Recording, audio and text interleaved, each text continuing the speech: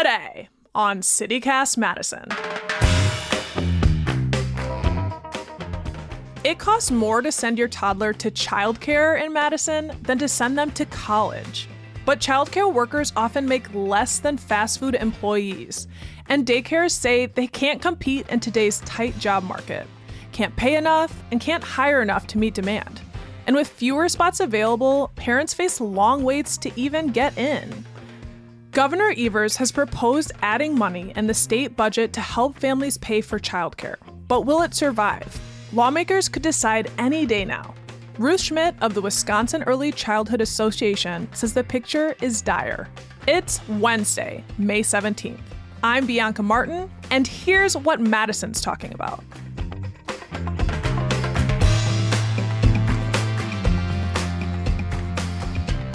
Hi, Ruth. How you doing?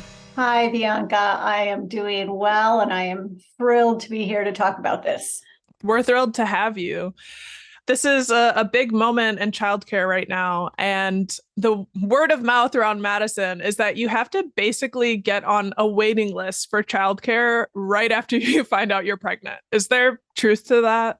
There is definitely truth to that, and if you talk to families in some areas of the state, they would say that they entirely plan their pregnancies around when care is going to be available. Like some are already in touch with programs before they even get pregnant to make sure that there is care available when they need it. Mm-hmm. And what's the average cost of childcare in the Madison area? So in the state of Wisconsin, infant care runs anywhere from about $12,000 total. And then I would say in the Madison market, it is super easy to be looking between $15,000 and $20,000 a year for infant care.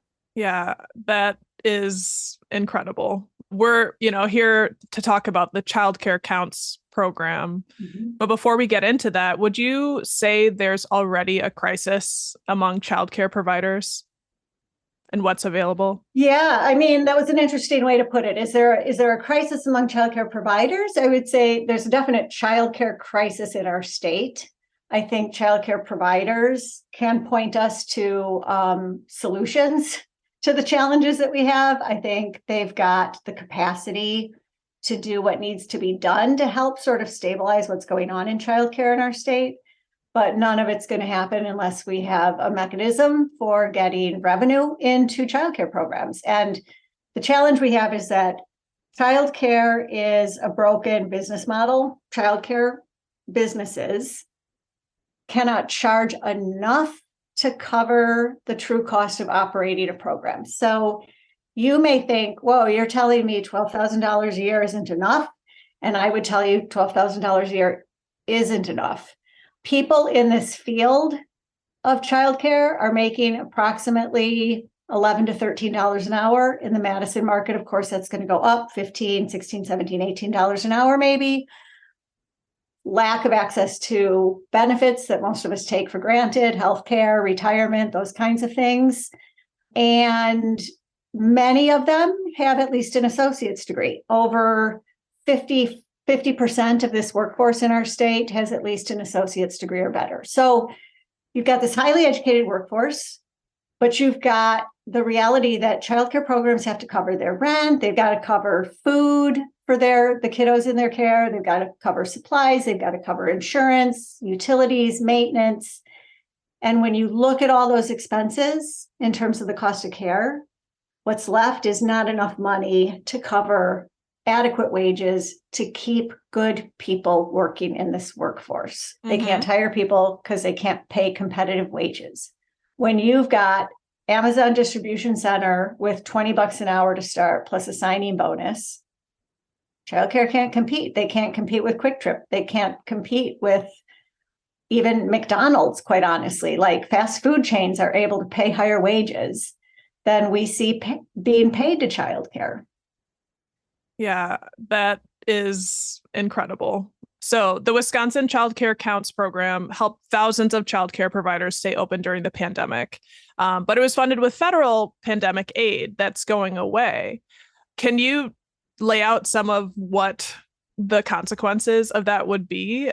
I know that Governor Tony Evers is hoping to permanently fund the program through the state budget, but if that doesn't happen? Yeah. So pre-COVID, we were in crisis mode already, right? Because programs had no additional revenue coming in other than what parents were paid. Working on a deficit, basically. Oh, totally. Absolutely. And so we had a crisis going into COVID.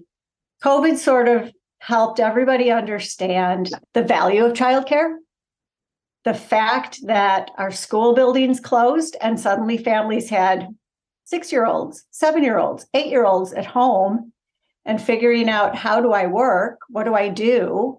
And so during this time frame, I think we've had 3 years of this growing understanding of the impact of childcare on families, on business productivity, on community health and well-being, on thriving economy in our state.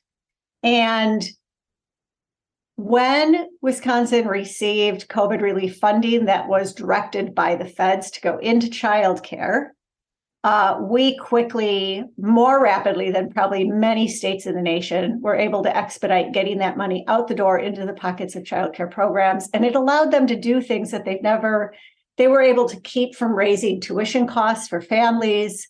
They were able to provide bonuses to their staff. They were able to cover basic increased operating expenses. We've all experienced food costs going up, utility costs going up. So what we know is that without childcare counts right now, we would probably have 30% of childcare programs in the state of Wisconsin closed. When childcare counts goes away now, which is slated for January of 2024, we know that approximately 60% of childcare programs are saying they will have to raise tuition, and that could be anywhere from 20 to 40%. So if you're thinking, I'm a parent, I'm paying $1,000 a month, childcare counts goes away, I suddenly have to come up with an additional $200 to $400 a month. I don't know families that have that kind of money available in their budgets to be able to do this. Right. And the Madison area is almost like 1,800, or, it's more huge. expensive here. Yeah. The Madison area, it is known for having some of the best quality care in the state. The workforce, the childcare workforce in Madison you've got probably higher levels of education than other areas of the state because the quality of care is so high, which also then drives the cost up. You've compared funding for childcare to infrastructure spending. Can you expand on that? So I personally can tell you that what childcare is really good at is providing developmentally appropriate care for children. And that is huge, and we should value that in and of itself, right? However, it is also a huge economic engine. Without childcare, any parent with a young child not in school struggles to get to work. We know it impacts probably about 80% of employees are indicating that they grapple with childcare crises in their lives on a regular basis. It impacts their ability to be at work, to show up, to be productive, right? So we know that. And we know that businesses in Wisconsin are struggling to hire people. And so if you don't have childcare infrastructure in your community, you can't compete to bring young families to your community. You can't compete to bring new businesses to your community if you don't have solid childcare infrastructure. Mm-hmm. We do not put money as a state into childcare. Right now, Wisconsin puts in the bare minimum amount of state revenue that it needs to draw down its federal block grant. So what this means is approximately $50 per year for every child under the age of 5. $50. If you compare that to what we're putting into our K-12 system, there's no comparison. And so if you think about this is the vehicle through which people go to work, this is the vehicle through which businesses are competitive and have profitable bottom lines, it is infrastructure. It's absolutely what we need to be doing with our public money. And what's wild, as you pointed out, those early years are some of the most developmentally important for children. The interesting piece to me is we've tried every possible argument, right? Like we can say it's good for kids. There is studies after study that's been done that say this is good for kids' brain development. We can do the return on investment argument, right? There's economists that have measured every dollar invested in childcare in our nation to get a child into a high quality early learning program returns $13 to $17 on the dollar, right? It is, some say it is probably the best investment we could be making with our public money. It saves in remedial education costs. It has long-term health benefits. It reduces incarceration. It increases job attachment. Like, we can argue all those things. But the bottom line is it has a huge price tag attached to it. And when we think about starting something with a new, big, major investment of state revenue, we need both the public and the political will to make it happen.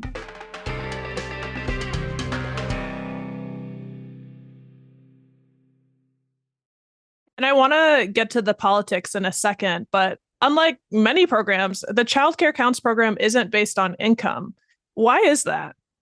So Child Care Counts funding came through a variety of different federal mechanisms, but states were directed to spend this money on childcare. And along with that, it expanded how those monies could be used, right? So the feds put parameters around that money that allowed the states to be really thoughtful in terms of how do you reach across all communities, all income levels, and really support the operations of childcare in your state. Got it. So the Joint Finance Committee, controlled by Republicans, has already nixed a lot of Governor Evers' spending priorities. Has that happened with funding for childcare in the upcoming state budget?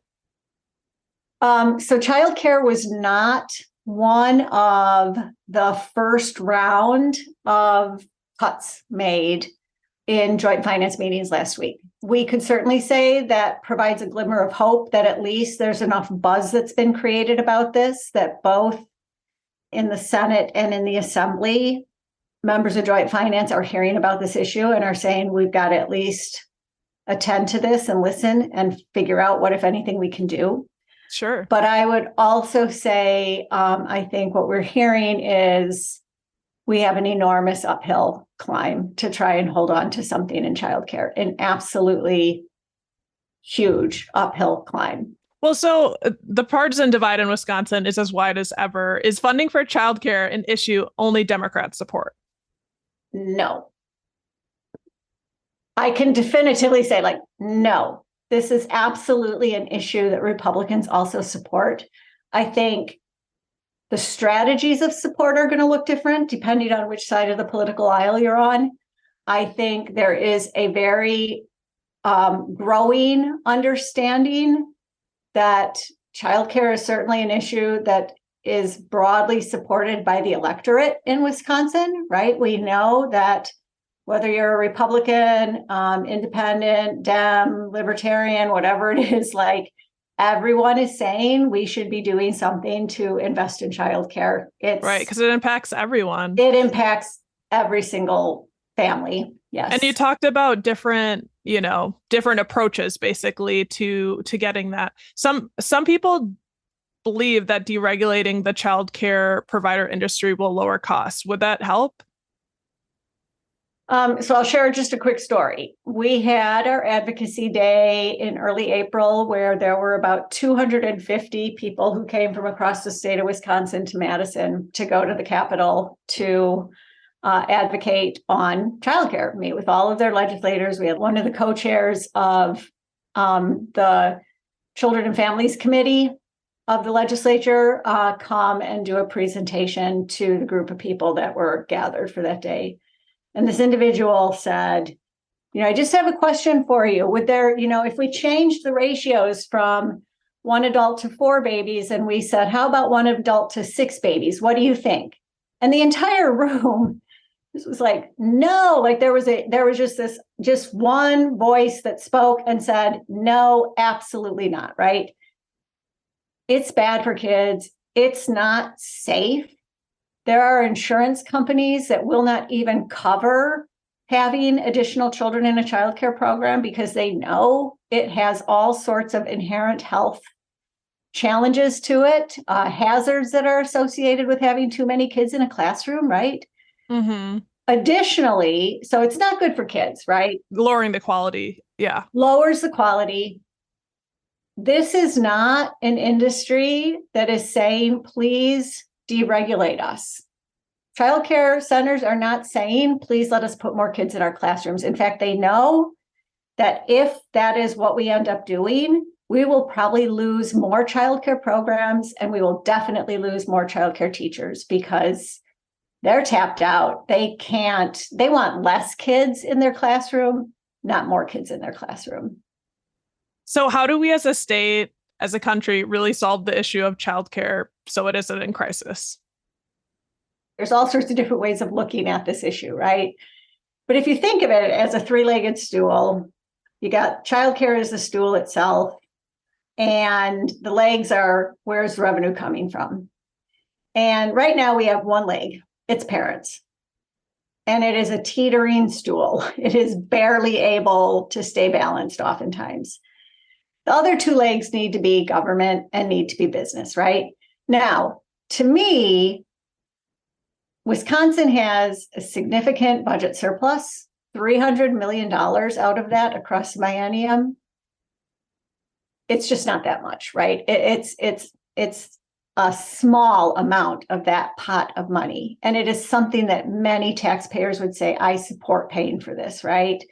So government puts something in, parents continue to put in a lot. They will always be the primary funder of childcare in our country. Business, I think, is the interesting piece where there's lots of different models being discussed. We know of different businesses. For instance, Schreiber Foods is trying a new pilot where they are paying $5,000 towards employees to help cover the cost of childcare for those employees, right? We have other businesses that are putting money towards dependent care flexible spending accounts. There's talk at the legislative level about are there tax credits that could be passed to businesses that help to put money into childcare or start childcare programs themselves. But the bottom line is those solutions, while it's great to help cover the cost of care for the family, it needs to be more so that it actually is bringing that added revenue into the childcare program. So it's not just let's shuffle how we pay for it. Let's shuffle how we pay for it and let's put on another layer of revenue to help stabilize what's going on in programs. Ruth, thank you so much for bringing us up to speed on what's going on in the childcare industry right now. And for parents, this is huge and really appreciate you. Thank you so much for the opportunity. That was Ruth Schmidt, Executive Director of the Wisconsin Early Childhood Association.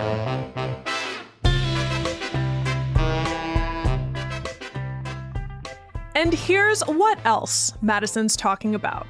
Speaking of the state budget, the budget forecast got a teeny bit less rosy this week. The Legislative Fiscal Bureau says they expect fewer tax dollars to roll in over the next couple of years. So they've revised their estimate down about 1%, and they now project the surplus to be just below $7 billion. It's something lawmakers will need to consider as they vote on the budget. And in local school news, Madison schools likely won't see a new superintendent until next year. Madison School Board members say they're hoping to have someone new on board by summer of 2024. That's a year after outgoing superintendent Carlton Jenkins leaves. That's all for today, here on CityCast Madison. I'm Bianca Martin. If you enjoyed the show, why not tell a new parent about us? We'll be back tomorrow morning with more stories from around the city. Until then, I'll just be jamming to Whitney Houston's The Greatest Love.